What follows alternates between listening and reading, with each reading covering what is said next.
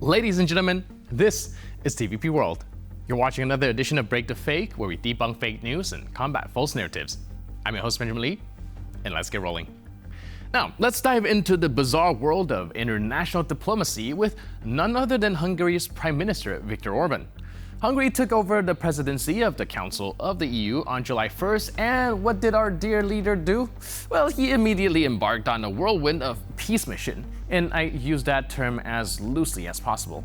Firstly, he made a surprise visit to Kyiv, then 3 days later, popped over to Moscow, because, nothing says peace quite like cozying up to the guy who started the war. But wait, there's more. Next stop, Beijing, to chat with China about organizing a peace conference for Ukraine.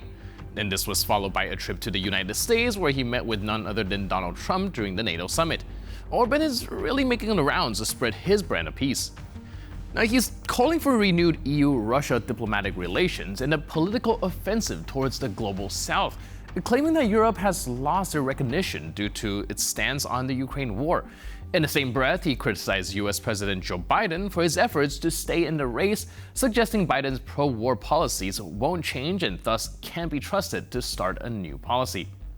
So there you have it, Viktor Orban, the fake dove of peace, coming up with a solution to Ukraine conflict, which is essentially a tour of autocrats and strongmen. Because if there's one thing that history has taught us, is that pandering to dictators always work out so well.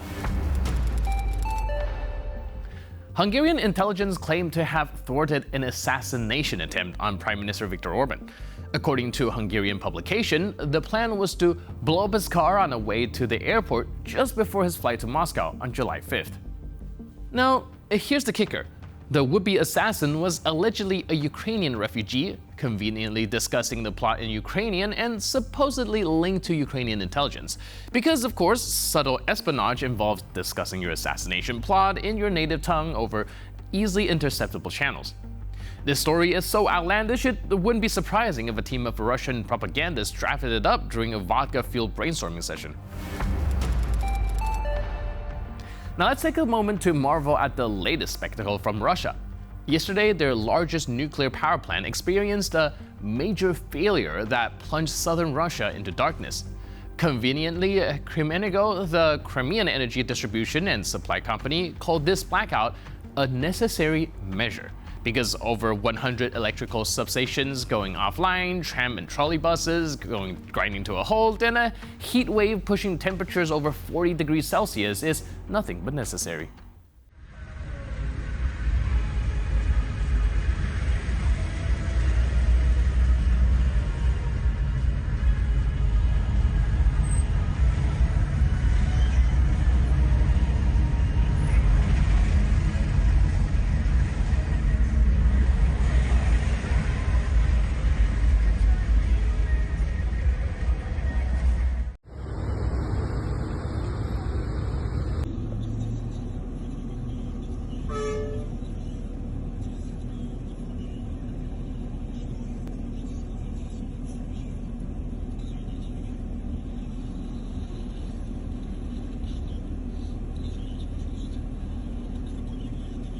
Смотрите, вот здесь можно понять, что вот в большом доме сзади света нет, а спереди в доме есть.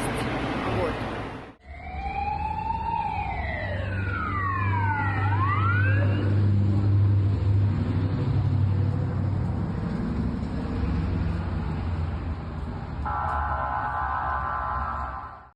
Now, this large-scale failure happened while only 2 out of 4 units at the Rostov nuclear power plant were operational. Apparently, Unit 3 was shut down for routine maintenance on June 22nd, and let's not forget the delightful detail that the entire southern Russian power grid is overloaded due to a sudden surge in electricity demand caused by the summer heat. So, are we really to believe that this massive outage is just a coincidence? Or maybe, just maybe, Russia's infrastructure is as stable as a house of cards in a wind tunnel? For now, let's talk about the latest heartfelt plea from some Russian soldiers, the 5th Company of the 3rd Battalion of the 7th Guards Motor Rifle Regiment. Yes, it's a mouthful, but stick with me. They recently had a light bulb moment. They realized that their mission to eradicate fascism might actually just be a one-way ticket to getting nullified by their own commanders. So, what do? well, they appealed to Putin himself. Спустя месяц, по обещанию командира роты, что нам будут везти продовольствие, еду, воду, будем раз в 2 недели отдыхать в тыловых лагерях. Все эти обещания, это было все пустышка. Тем самым с продолжительностью месяц, без еды, без воды, без каких-либо условий для проживания, мы выходим на различные штурма, на различные задачи, которые поставляют нам люди, которых мы ни разу не видели. Ведут нас на убой. Из 110 человек нашей роты осталось менее 25 человек. И каждым днем наши ребята приезжают 300-ми, 200-е остаются там. 300-е это в лучшем случае. Каждый человек здесь вот сейчас находится. Он счастлив от того, что он вышел из этого ада, из этой нечисти, что отдает нам такие приказы. Я боюсь за свою жизнь. Не от того, что я пришел выполнять серьезное дело, так же, как вот ребята. А от того, что когда мы выполняем задание, по нам же, наша же арта работает, минометы. Нас хотят искоренить, любым путем обнулить. Мы не знаем, что и как, пока мы здесь. Вот, ребята, вот сами скажите, как есть. Вот. Да, все так и есть. Никто не отказывается выполнять свои задачи. Наши матеря не слышали нас больше месяца. Никто не может понять, что происходит. Почему такое отношение к нам? Мы добровольно подписали эти контракты, участвовать в СВО, искоренить этот фашизм. А в итоге фашизм, он среди нас. И пытается искоренить нас любыми путями. Я прошу вас, Владимир Владимирович и вся общественность, вмешайтесь в это. Мы не одни. Здесь много таких людей. These guys signed up to invade another country, fully ready to dish out death. But heaven forbid they face any danger themselves.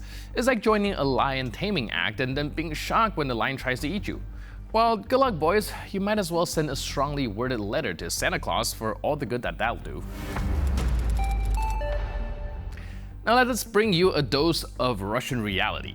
What consequences do Russians experience as a result of the war? A conflict that, of course, Russia initiated against Ukraine. Maybe they face some difficulties because of the sanctions or closed shops. Well, the main problem for the civilian population in Russia seems to be soldiers coming back from the front lines in Ukraine. Recently, some Russian Telegram channels claimed that the drunk hero of the special military operation terrorized his fellow Russian citizens in a supermarket. Let's watch the clip together. Сидите, сука, дома, заебись. А я там, блядь, сука, кровь свою проливаю, блядь. А вы сыкуны на ты, педики ебаные, блядь. А я, сука, за вас, сука, убиваю людей, блядь. Тарасы, блядь. А где у нас водки, блядь? Три, сука, сыкуны ебаные, блядь. So yeah, this is Russia for you. A soldier who went to kill people in Ukraine for money is now screaming in shops, "Where's the vodka?" I wonder what could possibly make this video even more Russian than it already is. A drunk Russian soldier looking for vodka while claiming that he killed for the Russian people. And with that, we conclude this edition of Break the Fake, but for more news, update, and commentary, please stay tuned to TVP World.